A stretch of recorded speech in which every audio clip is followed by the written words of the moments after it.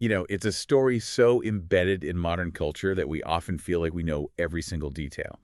But today, we're going to set aside some of that folklore. We're taking the comprehensive stack of sources you provided and performing a really surgical analysis of one of history's most profound peacetime tragedies. The sinking of the RMS Titanic. Exactly. And our focus here is really on fact, on context, and consequence. The Titanic sank in the freezing North Atlantic on April 15th, 1912. Just 4 days into her maiden voyage. A mere 4 days, from Southampton to New York City.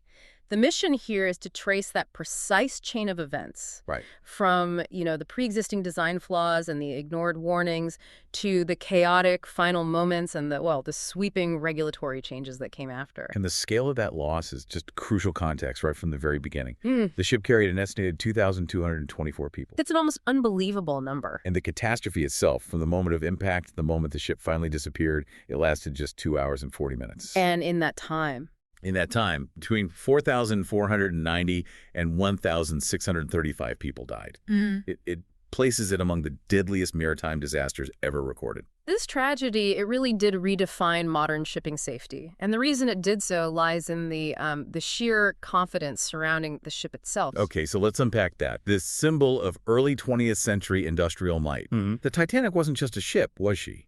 She was a kind of proclamation of what human engineering was capable of. Absolutely. She was the largest ocean liner in service at the time, the second of the 3 famous Olympic-class liners built by Harland and Wolff. And to really grasp her size, what are we talking about compared to her rivals? Well, the sources highlight that the Titanic and her sister ship, Olympic, were almost 1.5 times the gross registered tonnage of competitors like Cunard's Lusitania and Mauretania. Wow. She was nearly 900 feet long, designed to carry 3,547 people. And while the engineering was completely revolutionary, it was the luxury that arguably captured the world's imagination.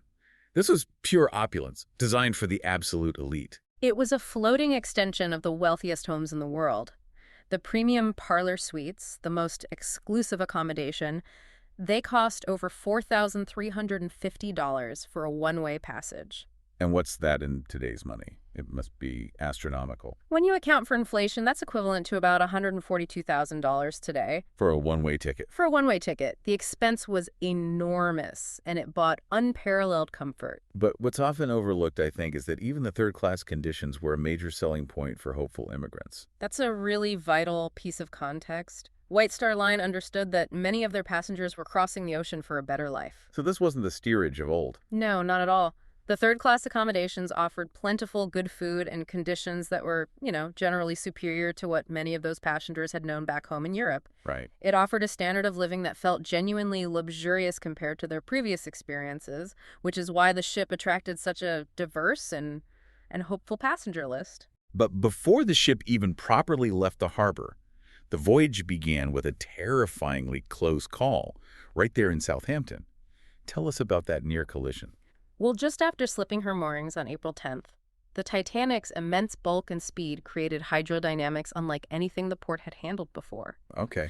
Her displacement pushed this huge wave of water away, which then created a kind of vacuum or trough. So that sudden shift in the water level essentially yanked another ship towards the Titanic. Precisely. The strain caused the mooring cables of the nearby SS City of New York to snap. Oh, wow. And the New York immediately began swinging, stern first, toward the Titanic. Captain Edward Smith had to act incredibly fast, ordering the engines put full astern to stop the forward momentum and prevent a collision. And they averted this disaster by what? Just a few feet? 4 feet. 4 feet. Yes. A tugboat had to intervene and pull the New York clear, and it delayed the Titanic's departure slightly. The incident was an unsettling reminder right at the start of the sheer, overwhelming physical force this ship represented. Let's talk about the crew. Captain Smith, he had extensive experience, but the crew's composition itself seems like a recipe for chaos in an emergency. That absolutely was. Captain Smith had decades of service with the White Star Line, but the bulk of the 892 crew members were dedicated to service and mechanics, not sailing. Right. They were engineers, firemen, stokers, and stewards. Their job was either to keep the ship moving or... to keep the passengers comfortable. Exactly. So how many actual trained navigators or deckhands did that leave? A tiny fraction, only about 5% of the total crew. We're talking about the 6 watch officers and 39 able seamen. That's it. That's it.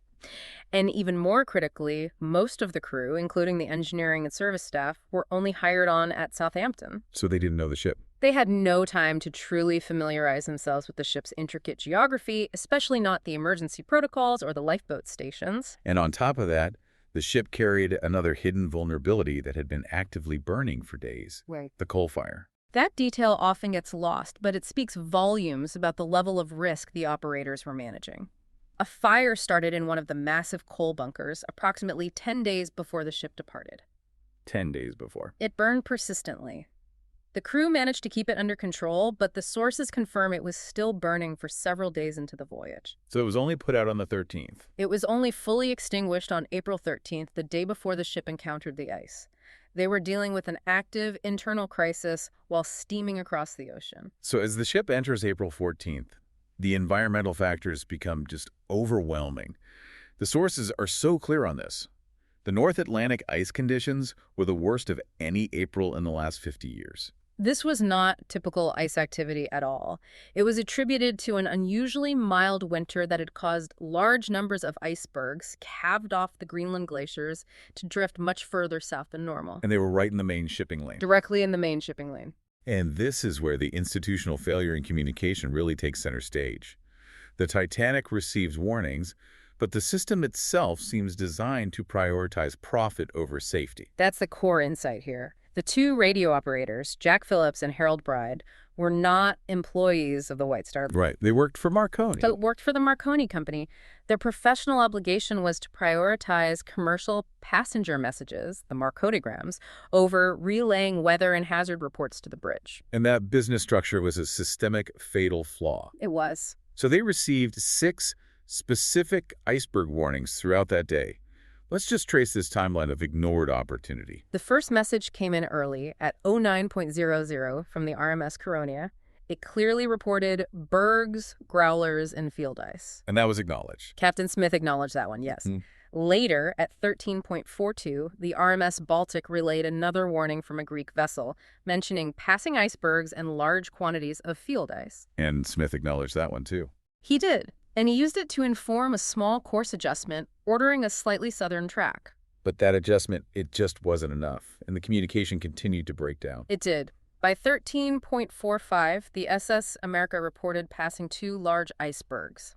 However, there's no confirmation that this specific message ever reached the bridge. Why not? Well, the radio equipment had suffered a breakdown and repair the night before, which may have contributed to key messages being missed or overlooked in the subsequent communication recovery. And this brings us back to that passenger message backlog, which really seems like the turning point. It was the human tragedy of information overload. At 21:40, the SS Masaba sent an extremely explicit warning. Saw much heavy pack ice and great number large icebergs, also field ice. A critical message. Critical. And it was never delivered to the bridge. Phillips, the senior operator, was intensely focused on clearing this huge queue of passenger messages through the relay station at Cape Race. He simply filed the Masaba's warning away. And the final warning, the most immediate and critical, was actively shut down. Yes, the truly astonishing moment occurred at 22:30. Operator Cyril Evans of the SS Californian. This is the ship that had already stopped for the night. Exactly, because it was surrounded by an ice field. He signaled a warning. Phillips, frustrated by the interference, cut him off. He told him to shut up. He signaled back for the Californian to shut up because they were jamming the fainter signal from Cape Race that Phillips needed for his commercial traffic. Unbelievable. A Californian's operator, having delivered his warning and been rebuffed, shut down his equipment and went to bed. Lame. 15 minutes before the Titanic hit the ice. That is just incredible. The lifeline was literally silenced because of a backlog of social messages. A deadly irony of early global communication. So, with 6 warnings, several of them specific and recent, why was the ship still steaming at 22 knots? That's only 2 knots short of its maximum speed. Yeah. Was this just an act of recklessness? It was routine, but a routine driven by commercial pressures and a profound overconfidence in technology. North Atlantic liners prioritized timekeeping above all else. So this was standard practice. The standing practice of the era was to maintain high speed and rely solely on the lookouts to spot ice in time to maneuver. It was the maritime version of a belief in infallibility. And there was a history that supported that confidence, wasn't there? The idea that even if they hit something, the ship would survive. Exactly. The mindset was that the risk posed by ice was negligible. The sources cite the 1907 example of the German liner SS Kronprinz Wilhelm. Right, that rammed an iceberg. It did. It suffered a crushed bow, but still managed to complete her voyage. Captain Smith himself had famously stated that he had not imagined any condition which would cause a ship to founder. Modern shipbuilding has gone beyond that. That toxic combination of speed and hubris led directly to the conditions surrounding the collision at 23.39. And the conditions were almost uniquely challenging for detection. While the air temperature was near freezing, the sea was, like glass, perfectly calm. Which sounds serene. It does. Colonel Archibald Gracie noted that the stars were clearly reflected in the water. But, ironically, calm water removes the one factor that usually reveals icebergs: waves breaking against them. The flat sea made the bergs almost impossible to spot until they were extremely close. And then there's the legendary mistake. The missing binoculars for the lookouts, Frederick Fleet and Reginald Lee. They were missing, yes, due to a mix-up with the officer transfer in Southampton. But critically, some hydrodynamics experts argue that even with binoculars, detection would have been near impossible in the total moonless darkness. The ship's own lights created a glare effect. But I found the theory about the mirage truly fascinating. This suggests the lookouts may not have been able to see anything, regardless of the gear they had. It's a compelling, more recent theory. It posits that a mirage, an atmospheric refraction caused by warm air meeting the extreme cold water, created a phenomenon called a raised horizon. It blurred the line between the water and the sky. That's the idea. This optical distortion could have effectively obscured the iceberg from the lookout site until just moments before the impact, around 23.39. So Fleet spots the berg and immediately calls the bridge. What happens in those final seconds? Fleet calls, "Iceberg, right ahead." First Officer William Murdoch on the bridge gave the order to turn hard to starboard. Which means swing the ship sharply to the left. To the left, yes. At the same time, he signaled full astern on the engine telegraphs. And this is where we run into that critical physics problem. So slowing down, which sounds like the natural cautious instinct, was actually the one thing that kept the ship from turning as quickly. Can you explain the physics of that? That's the key technical failure. The Titanic's massive single rudder relied on water flowing past it, pushed by the propellers to gain maximum turning effectiveness. Okay. When Murdoch ordered the engines reversed or stopped, he dramatically reduced the water flow over the rudder. This left the ship relying only on its forward momentum, significantly increasing the time up to 30 seconds needed for the rudder to initiate a sharp turn. And if he had maintained speed? If he had maintained speed, the turning radius might have been smaller, allowing the ship to clear the ice completely. Instead, they suffered a glancing blow. A 6-second scrape. The ship avoided the head-on collision, but an underwater spur of the ice scraped along the starboard side, popping rivets and tearing seams along a 300-foot distance. For decades, the public believed this impact resulted in a massive, continuous tear, the infamous Big Gash.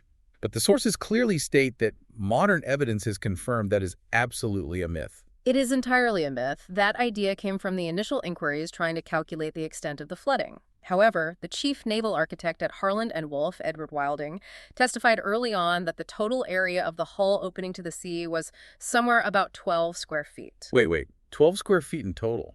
That's tiny compared to the size of the ship. It's an astonishing detail. Modern ultrasound surveys of the wreck and a recent digital resurrection confirmed this. The damage consisted of 6 separate, narrow openings, totaling only 12 to 13 square feet. So the largest holes were like a couple of sheets of paper. The largest destructive punctures were only the size of a couple of sheets of A4 paper. So the sinking wasn't due to one enormous rip, but rather a series of small, critical failures distributed along the hull plates. Precisely. The enormous stress and the impact didn't tear the heavy steel plates. Instead, they popped open the rows of rivets along the plate seams, creating tiny, unmanageable leaks across 6 compartments. And this leads us directly to the debate about the quality of those rivets, the metallurgy controversy. This focuses on the rivets used specifically in the bow and stern sections. They were triple riveted, but made of wrought iron, often classified as best or number 3 iron. And research shows this iron had impurities. It had high levels of slag inclusions, impurities, which rendered the rivets more brittle. Under the extreme cold of the North Atlantic and the intense lateral stress of the impact, they were prone to snapping open rather than bending. But as always, there's a vital counterpoint to that claim. that prevents us from just blaming the builders. And this is where critical thinking comes in. Critics of the metallurgy theory correctly point out that the sister ship, Olympic, used the exact same wrought iron rivets and served successfully for almost 25 years. Right, and the Olympics survived multiple major collisions. It did, including a deep gash from a warship and sinking a German U-boat with its bow without catastrophic structural failure. This suggests the flaw wasn't in the material itself, but in the context. The speed. The full speed combined with the brittleness of that material in extreme cold and stress. Down in the boiler rooms, the engineers fought a desperate, immediate battle to save the ship. They knew instantly the scale of the disaster. They were facing water rushing in at an estimated 7 long tons per second. And the pumps couldn't handle that. To give you an idea of the odds, the total pumping capacity of the ship was only 1,700 tons per hour. The flooding was 15 times faster than they could pump it out. And their job wasn't just to pump, but to prevent a steam explosion, right? Exactly. The engines and boilers were still running, full of scalding, high-pressure steam. Engineers like J.H. Hesketh and stoker Frederick Barrett narrowly escaped non-6 boiler room as the watertight door sealed. So they were working in freezing, waist-deep water. Waist-deep, to douse the furnaces and vent the remaining steam. This allowed the generators to run, keeping the lights and radio working until the final moments. It was a heroic, unsung effort. And none of them survived. Tragically, none of the 35 engineers and electricians survived. Despite the incredible efforts of those engineers, the ship's fate was already sealed by the fundamental design of its internal divisions, the bulkhead flaw. This is the definitive death sentence. The Titanic had 15 bulkheads, these heavy steel walls dividing the lower decks, designed to keep the ship afloat even if 4 forward compartments were completely breached. But the glancing blow damaged 6 compartments. Yes, the 4-peak tank, the 3 forward holds, and parts of boiler rooms 5 and 6. So there were already 2 compartments past the safety margin. And crucially, the bulkheads were not sealed at the top. They extended up to E deck, but that was not high enough. So the water would just spill over. Thomas Andrews, the ship's designer, quickly recognized the flaw and informed Captain Smith.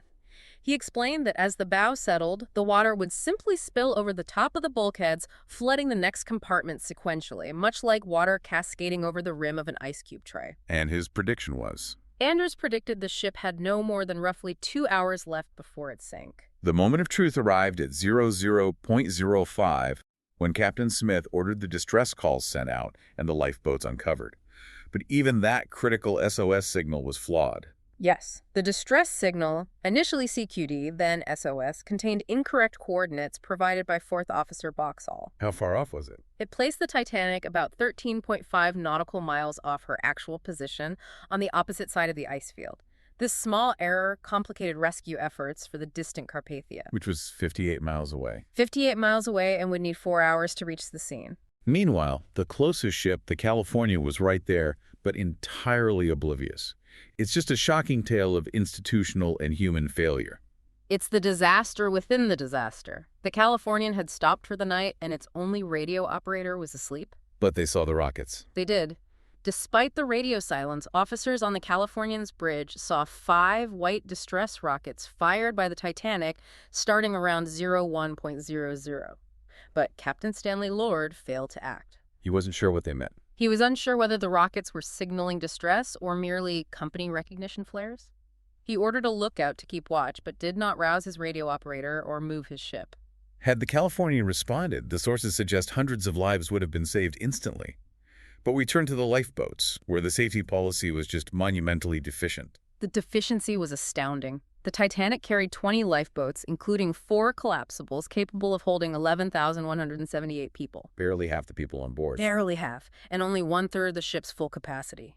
The irony is that the design was built to allow for 68 lifeboats. But they opted for fewer. They opted for fewer for the aesthetic reason of an unobstructed view on the promenade deck. And the policy was based on this outdated assumption that lifeboats were only needed to ferry people to a nearby rescue ship, not to save everyone at once. That was the fatal premise. Maritime regulation hadn't caught up to the size of the new liners.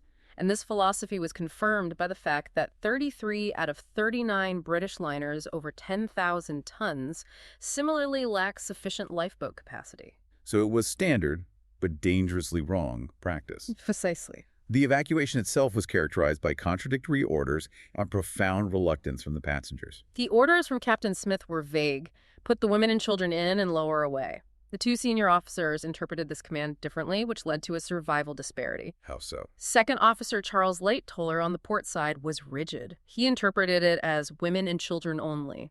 He lowered many lifeboats with empty seats if no women or children were immediately present. And the other officer? First Officer William Murdoch on the starboard side was more flexible.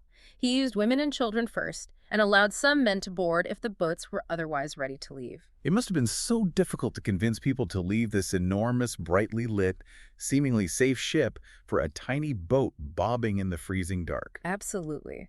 Initially, many passengers simply treated the order as a drill or a joke.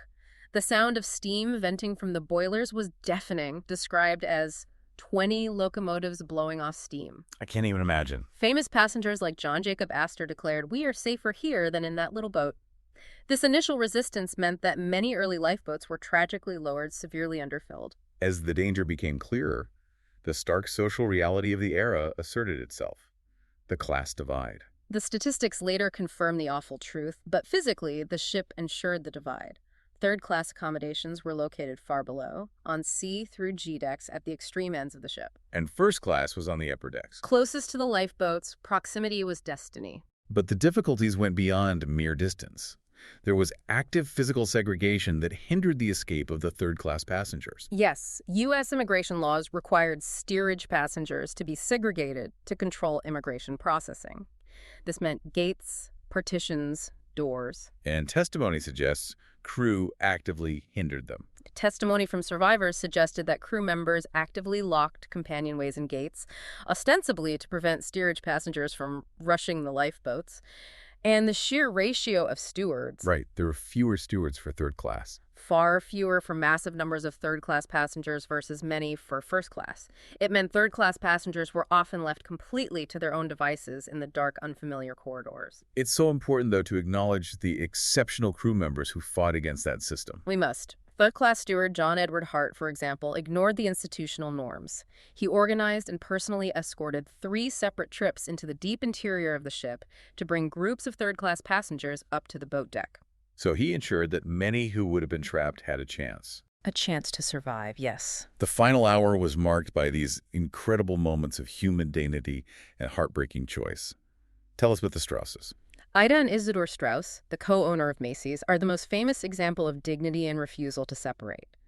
Ida was urged to board a lifeboat, but refused to leave her husband. And she said, "We have been living together for many years. Where you go, I go." They were last seen sitting together, awaiting their fate. And another story, Lucian Smith. Yes, he urged his wife Eloise to leave, reassuring her, "It is only a matter of form to have women and children first. The ship is thoroughly equipped, and everyone on her will be saved." And the extraordinary formality displayed by Benjamin Guggenheim. The industrialist recognized his death was imminent. He changed out of his life vest and rough clothing and put on his finest formal evening dress, stating his resolve to go down like a gentleman. These moments just crystallize the profound choices made under unimaginable duress. They really do. And then there is the enduring folklore of the band playing until the ship sank. Was that true? The music was absolutely real, and it was crucial. The ship's 2 bands combined and played lively, cheerful tunes, ragtime and waltzes, primarily to calm the passengers and prevent mass panic. But the final song, that's still debated. It remains a matter of conflicting survivor accounts. The famous hymn, "Nearer, My God, to Thee." Archibald Gracie, a prominent survivor, emphatically denied hearing that hymn. He claimed it would have been a shocking and tactless sign of immediate death. Others recalled hearing a popular tune called Autumn. But some survivors did report hearing the hymn. They did. The bandmaster of the rescue ship Carpathia reported that many survivors told him that as the end approached, the one hymn that appealed to all was indeed "Nearer, My God, to Thee." Regardless of the final tune they played on. All 8 musicians played until the final minutes and perished, demonstrating incredible courage. As the water rose, the last lifeboat, Collapsible D, left the deck. That was the last true chance, leaving at 02.05 with only 25 people aboard. And this is where one of the greatest personal tragedies of the night happened. Yes, first-class passenger Edith Evans gave up her place in that boat so that another woman might survive. She was one of only 4 first-class women lost that night. And after that boat left, Having secured the escape of the final boat, Captain Smith performed a last tour, telling the remaining men, including the radio operators, now it's every man for himself. the final 5 minutes between 02.15 and 02.20 represent the physical collapse of that symbol of technological confidence. At 02.15, the angle increased dramatically.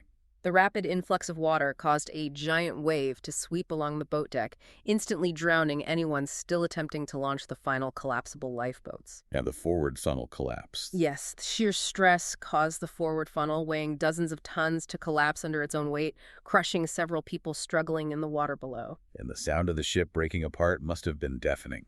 Many people believed they heard the boilers exploding. That's the enduring misconception. Survivors described a tremendous rumbling roar, which was not a sudden explosion, but a progressive, catastrophic structural failure. What did it sound like?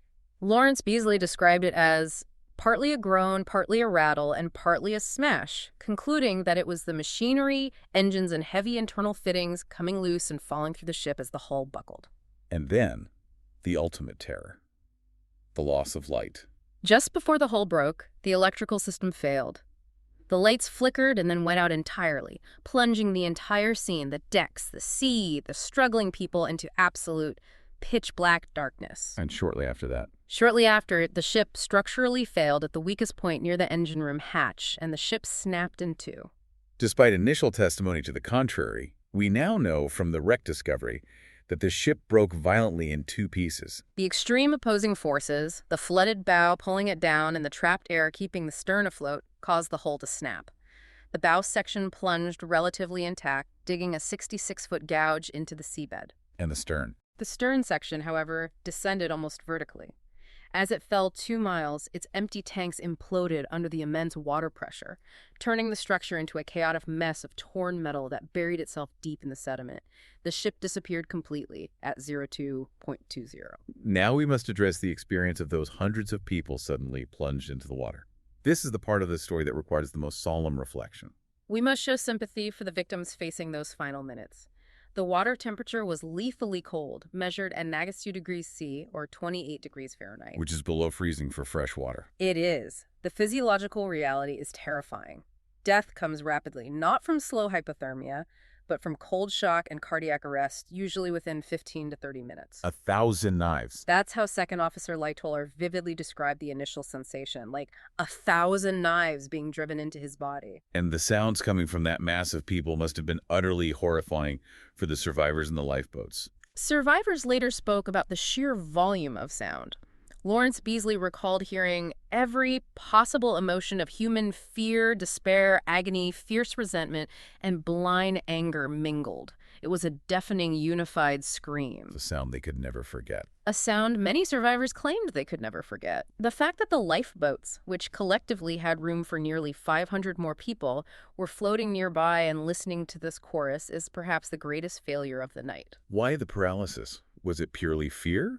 Or were there orders not to return? It was overwhelmingly fear, combined with a lack of training. The occupants of the lifeboats, particularly the crew members commanding them, were terrified that if they turned back, they would be swamped by the hundreds of desperate people clinging to them. Dragging the entire lifeboat down. Yes.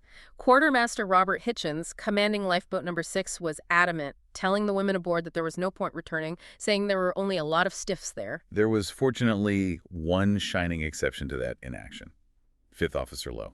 Lowe, in charge of Lifeboat Number 14, waited about 20 minutes after the sinking for the mass screaming to subside.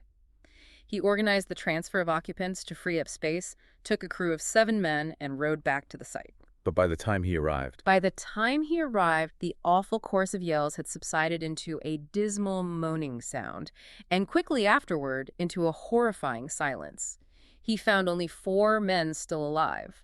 1 died shortly after. that rescue, as small as it was, just emphasized the capacity for survival that the other boats had failed to exploit. It really did. We must also remember the men who survived clinging to the wreckage. Approximately 35 men, including Lightoller and Colonel Archibald Gracie, managed to reach the upturned hull of collapsible Boat B. But they had to make a terrible choice. They were forced to ignore the desperate pleas of swimmers nearby.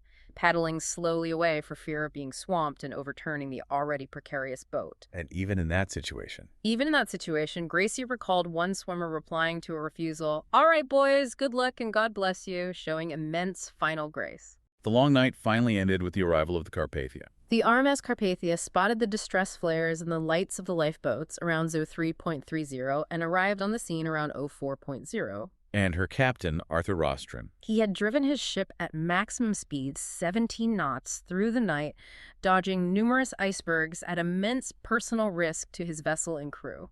And what was the scene at dawn? The survivors were greeted by a stunning, horrific scene.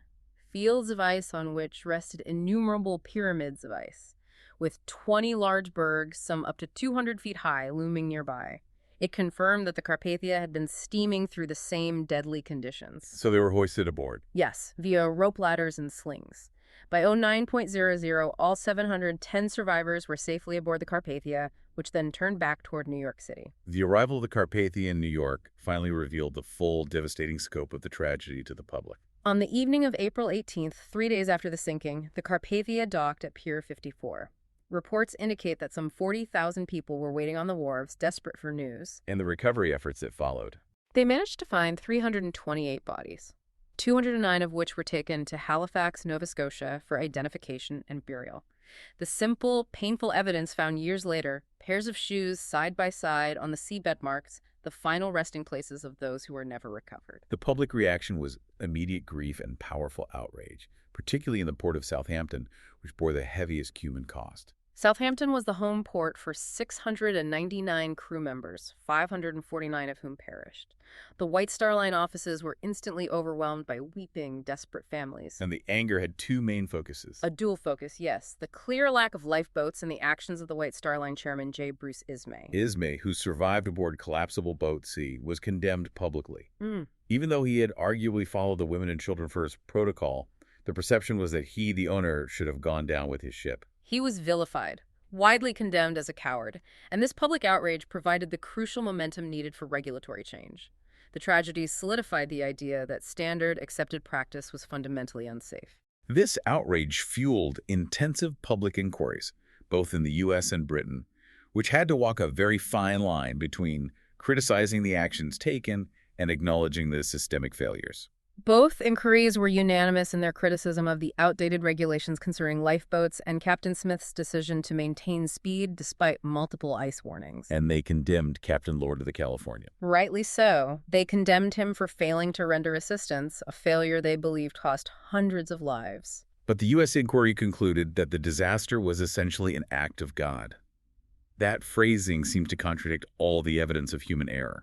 It's a complex, legalistic conclusion. The U.S. inquiry suggested that because those involved had adhered to the standard, though flawed, maritime practice of the time, the disaster could only be classified that way. But the British inquiry offered a warning. It provided the necessary warning, yes. It noted that while Captain Smith followed practice, what was a mistake in the case of the Titanic would without doubt be negligence in any similar case in the future.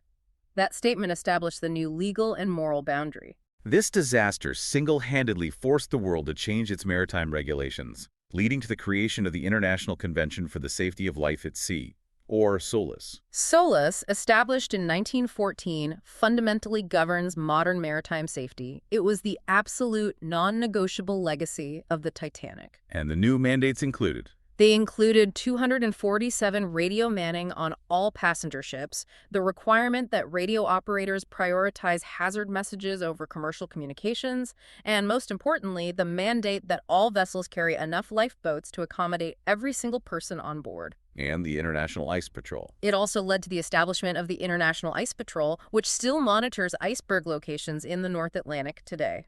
To truly understand the failure of the old system and the necessity of these reforms, we have to look one last time at the casualty analysis and how survival rates were determined by class. The statistics from the British Board of Trade are damning evidence of the social injustice inherent in the disaster.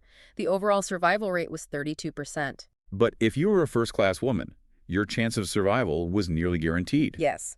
97% of first-class women were saved 140 out of 144. Contrast that with third-class women. Only 46% were saved, 76 out of 165.